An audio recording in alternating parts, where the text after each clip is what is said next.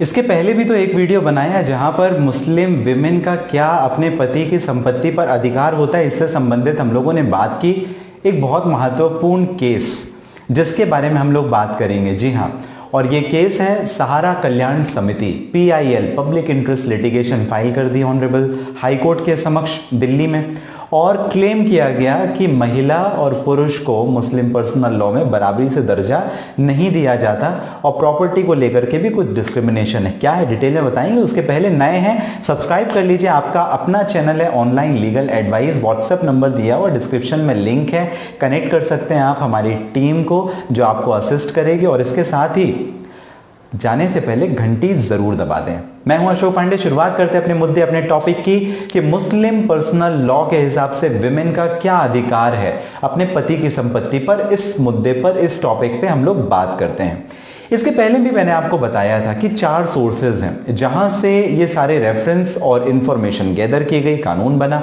कानून बनने के बाद में जो मुस्लिम पर्सनल लॉ है वहां पर जो 1/4 पोर्शन है वहां पर वाइफ क्लेम कर सकती है एज एन एलिमनी।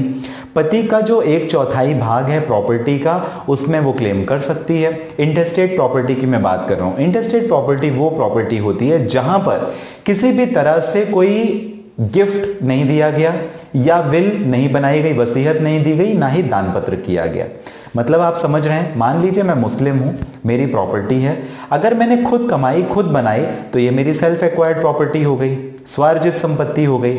और स्वार्जित संपत्ति तो मैं किसी को भी दे सकता हूं, आपको दे सकता हूं, मैं इनको दे सकता हूं या किसी को भी दे सकता हूं, मेरे ऊपर निर्भर करता है। लेकिन अगर ये जो प्रॉपर्टी है मेरी डेथ के बाद, मान लीजिए कि मैंने ये प्रॉपर्टी किसी को गिफ्ट नहीं की थी और किसी को विल नहीं की थी, तो अब इस प्रॉपर्टी का मुस्लिम पर्सनल लॉ के हिसाब से क्या होगा, वाइफ को ये एंटाइटलमेंट मिलेगा या नहीं। तो वाइफ केवल 1/4 पोर्शन पे क्लेम कर सकती है। मान लीजिए मेरे पास 1 लाख रुपए की प्रॉपर्टी थी, वाइफ 25,000 की प्रॉपर्टी के ऊपर क्लेम कर सकती है। अगर बच्चे हैं तब क्या, बच्चे अगर हैं तो 1/8 पोर्शन के ऊपर क्लेम कर सकती है। इसके पहले के वीडियो मैंने आपको डिटेल में बताया था।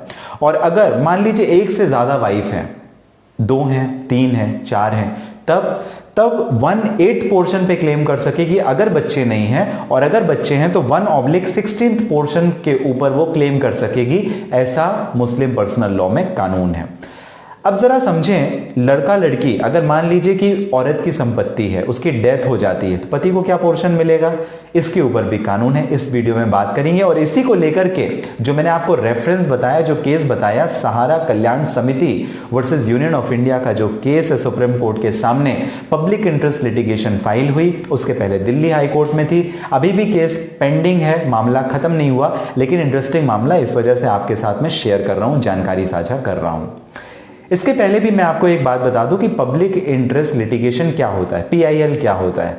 कोई भी जनहित याचिका वो याचिका होती है जहां पर लार्ज स्केल में जनता से जुड़े मुद्दे को माननीय उच्च न्यायालय या सर्वोच्च न्यायालय, हाई कोर्ट या सुप्रीम कोर्ट ऑफ इंडिया के समक्ष याचिका दायर की जाती है। और हाई कोर्ट और सुप्रीम कोर्ट उस मामले को सुनते हैं, उनको लगता है इसमें कुछ करना चाहिए तो करते हैं। यही है पब्लिक इंटरेस्ट लिटिगेशन। जनहित के जो मुद्दे होते हैं माननीय न्यायालय के समक्ष जो जाते हैं उसे हम लोग पब्लिक इंटरेस्ट लिटिगेशन कहते हैं।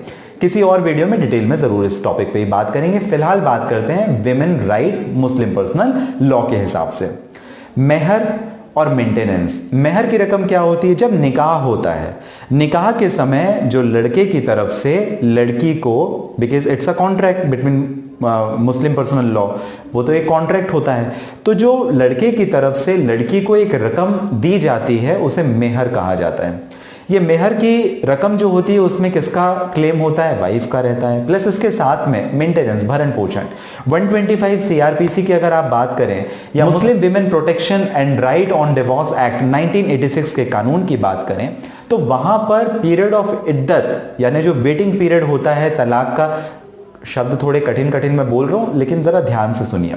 इद्दत पीरियड वो पीरियड होता है कि जब तलाक नहीं हुआ और तलाक होने तक के बीच का जो समय होता है उसे हम लोग इद्दत पीरियड कहते हैं। मेहर क्या होता है, मेहर मतलब शादी के वक्त जो लड़का अपनी वाइफ को एज एन गिफ्ट आप समझ लीजिए, वो जो रकम अदायगी करता है उस कॉन्ट्रैक्ट में एंटर, शादी जो कॉन्ट्रैक्ट है उसमें एंटर करने के लिए उसे हम लोग मेहर कहते हैं।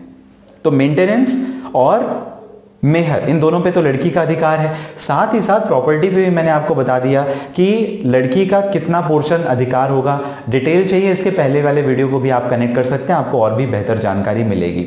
तो ये जो पब्लिक इंटरेस्ट लिटिगेशन माननीय उच्च न्यायालय दिल्ली के समक्ष गई, इसमें क्या बात कही गई? इसमें यह कहा गया कि लड़का और लड़की, औरत और आदमी को अलग अलग दर्जा दिया गया। कैसे?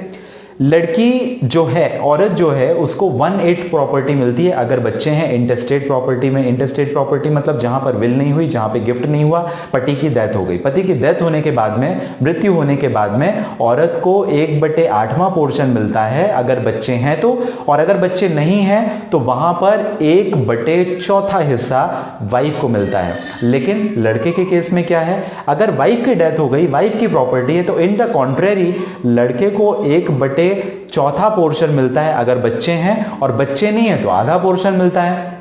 तो इस हिसाब से अगर देखा जाए तो आधा पोर्शन आप यहां दे रहे हो, लेकिन लड़की को 1/4 पोर्शन ही दे रहे हो। तो ये तो दोनों के बीच में डिस्क्रिमिनेशन हो गया। और भारत का संविधान वो क्या कहता है? Article 14, article 15, article 21 of constitution of India, Bharat का संविधान ये कहता है कि दोनों के बीच में हम भेदभाव नहीं करेंगे।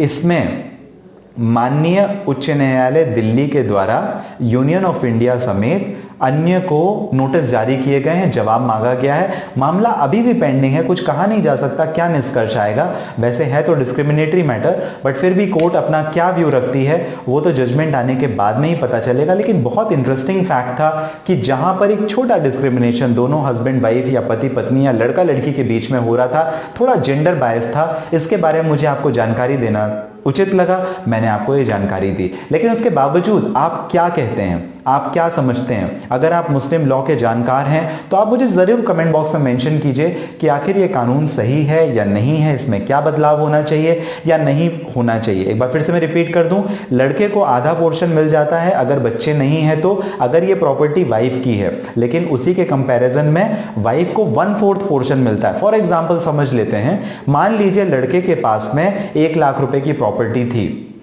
तो वाइफ को जब लड़के की यानी पति की डेथ हो जाएगी तो क्या पोर्शन मिलेगा? 25,000 रुपए मिलेंगे। लेकिन अगर वाइफ की प्रॉपर्टी है और अगर वाइफ की डेथ हो जाती है तो इस कंडीशन पर लड़के को 50% पोर्शन का अधिकार रहेगा, 50% उसे मिलेगा, 50,000 रुपए मिलेंगे, जैसा मैंने आपको एग्जांपल से दिया, बच्चे नहीं हैं तो। और अगर बच्चे हैं तो 1/4 पोर्शन पे क्लेम कर सकेगा, लेकिन वहीं जो मुस्लिम विमेन है वो 1/8 पोर्शन पे क्लेम कर सकेगी। मामला चल रहा है, जी हाँ, अभी भी जनहित याचिका पेंडिंग है, देखते हैं क्या होता है। तब तक के लिए जो जानकारी मैंने आपको साझा की, अगर आपको इंटरेस्टिंग लगी हो, अगर आप कुछ मुझे कहना चाहते, कमेंट बॉक्स पे जरूर मेंशन कर सकते हैं। साथ ही कोई पर्सनल प्रॉब्लम है, इससे संबंधित आप मुझे बात कर सकते हैं अपॉइंटमेंट बुक करके, व्हाट्सएप नंबर इसी पर्पज के लिए। साथ ही इस वीडियो के डिस्क्रिप्शन में लिंक है जहां से आप डायरेक्ट अपॉइंटमेंट बुक करके भी बात कर सकते हैं। आप सभी का कीमती और महत्वपूर्ण समय जो आपने मुझे दिया, इसके लिए आप सभी का